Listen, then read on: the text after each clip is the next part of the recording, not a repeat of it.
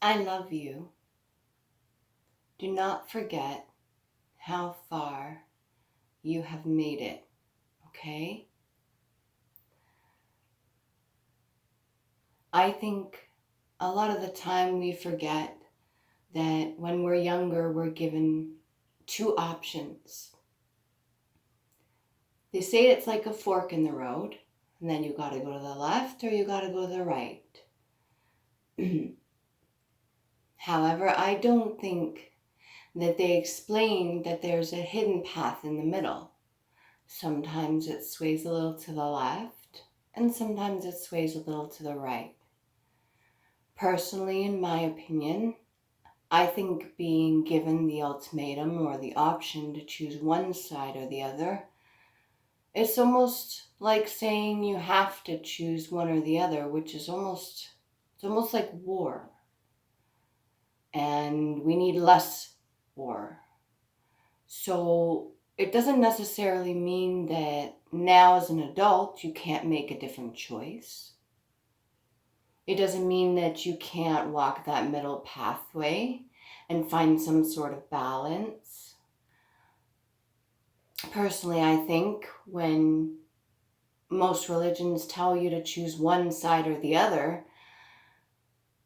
there's going to be lots of problems with that because it's not a duality. It's basically choosing one team or the other, or one side of the battle and the other side of the battle.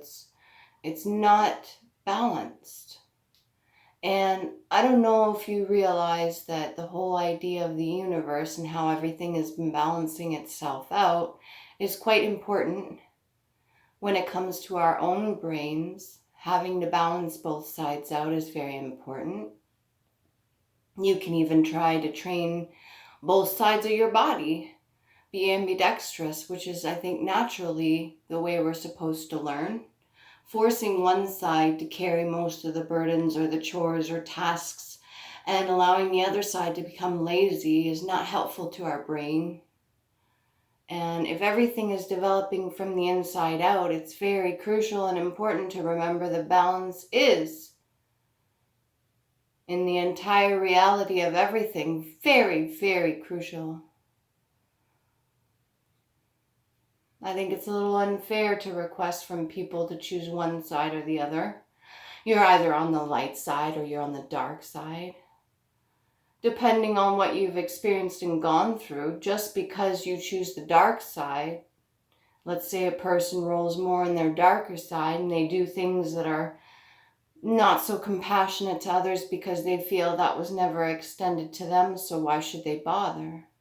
That in this whole reality of things, if it's a dog eat dog or the strongest survive, then why bother being a caring version of yourself, which, if you ask me, most of us are born being. Most of us don't want to inflict harm on others. As far as I'm aware, most of us, when we're younger, we don't want to go out of our way to shame, ostracize, exile, hurt, or do anything to another person. That's not our nature as human beings. Yes, we have our moments where we get competitive, maybe, even in the past. But in all actuality, when it comes down to it, showing kindness, especially in the face of danger or chaos or, even a natural disaster or something like that, usually people band together, people come together, they help each other. So I find it really weird that when it comes to that pathway and expecting people to choose one side or over the other is not maybe not the best advice. Maybe suggesting even to younger children that there's a middle path, that there's this hidden pathway they never speak about that's kind of like the gray area. that would be good to inform a person of, instead of expecting them to choose one side or the other or acting out of one side or the other. Because you have to remember that even if we're walking on the lighter side of things, and most people in religions that pray and such believe them to be themselves in the more lighter side of things, as if they chose a side. But then you're not acknowledging the darker side within you. And that could be problematic as well, because that will come into play, especially if there's unhealed traumas that maybe have been forced deep down inside. If I'm going to be the one to say it to you, if you're watching this right now, you have no idea how extremely powerful you are as a human being, and how very special you are, and what your capabilities are. And it doesn't mean that you just reign supreme and you're going to cause chaos and destruction. Not necessarily. I would hope you wouldn't. But it means that your ability to connect with the universe as a whole, your ability to co-create your reality in front of you, depends solely on your thoughts and how you resonate, whether in a high or low vibrational frequency. And I myself have to remind myself once in a while, because there will be other people, other energies, other entities coming into your life that may disrupt that. So finding your peace, even some songs will tell you to find that space where you can breathe, is very important. Finding your middle ground, your balance between the two, is very important. Now, we don't all have to become monks or Buddhists or anything like that. I would say even the Laughing Buddha is not addressing the darker side of things, and laughing everything off to a certain point will hit a peak, and the reality of things has to be it has to be addressed in front of you, or it will manifest itself so that you can't ignore it. So if you ever find yourself questioning things, realize that you as an individual, you as a person, are extremely valuable in this whole thing. It's not a game, like most would say. People can look at it like that. It's not a war, technically, unless you're thinking about the war within yourself that develops and manifests outwards, as we all work together as a collective. And I would say it's more along the line of a role. It's a role that you play. You're not just a number. Your energetic signature is important in this whole role of a collective. As we learn, as we grow, as we develop, as we move forward, it's very important that each of us are functioning and doing what we're supposed to be. Yes, there's some people that are in this lifetime, and the amount of lessons that they have piled on to themselves from past lives, if you believe in that, to now, if they're still not learning any, will be resonating in the form of a karmic person that you come to meet. And even myself at some points was extremely karmic, and I didn't realize how much impact I had on others. And even now I have impact on others, and I still have to remind myself how my own words impact others. And I have to pick and choose how I articulate, how I express certain ideas and thought processes, and how I get the messages I need to get across to certain people. Just because you feel like you're not important, you're not valuable, because somebody else outside of you is not validating it, it is nice to have that validation. Believe me, I understand how much it's nice to get that reassurance and that comfort. But at some point, eventually you realize you can do that for you. You could be the one saying, you know what? It is good enough. What I'm doing is good enough. How I'm being is good enough. How I'm learning and growing is good enough.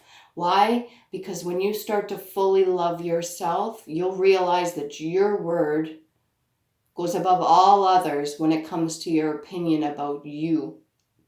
and how you feel about you. And people say this all the time, but when you start expressing it, when you actually genuinely express it to yourself that you do matter, you are very important, and you are needed, because every person you impact, whether it be in a negative or positive way, is a lesson, and we're all learning together. We're all doing this together, and as the saying goes, we're all in this together. And we are. And you yourself, if you ever felt like giving up or giving in because you weren't getting that validation, I'm going to tell you right now, even if you're one of my biggest haters, you are still needed. You are very valuable, and your energy in this whole system, this whole collective, is very important.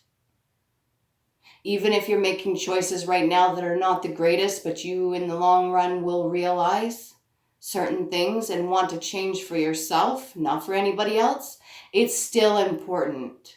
Even when you're doing crappy things and we have other people in the entire world doing crappy things, it's still a lesson. Some of those lessons are horrible. Some of them are very hard to even speak out loud. Some of them I've personally gone through, and I've been through a lot in my life. And to those people that have hurt me, I've forgiven them, but as most would tell you, it's not for them. Even if it benefits them, it's not for them. Forgiving another person for what they do to you because they don't understand the great impact they have on your life, because they don't understand how their actions have affected you in a certain way because they've been themselves damaged in some way. And instead of learning the lesson, they've decided to project that on you, is still a lesson in itself. Understanding that, getting the clarity and closure, and knowing full well why somebody is doing what they're doing or saying what they're saying or how they're treating you is your closure. Nobody can give that to you but you. If you seek attention or affection or validation from others, you may very well be disappointed. I'm going to tell you outright. If you need help and guidance and coaching and you go seek medical help, please do so. Don't ever feel like it's silly or a waste of time. Because even then, when you're sitting down and talking and divulging information, it's still giving you the information that you needed to hear. Because they weren't there. If you're not able to sit down with yourself and have a conversation or sort things through on your own and guide yourself and coach yourself, then have somebody that you could trust around you to do so.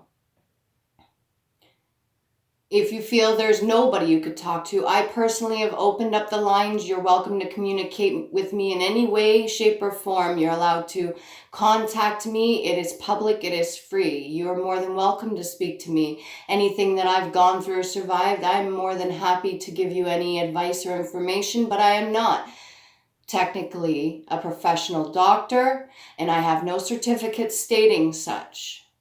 But my wisdom and knowledge was gained through the things that I suffered through, I've gone through, or the lessons that I have learned, which I can divulge to you and give you information so you can learn your own lessons on your own healing journey. Don't ever forget how very important your energy is.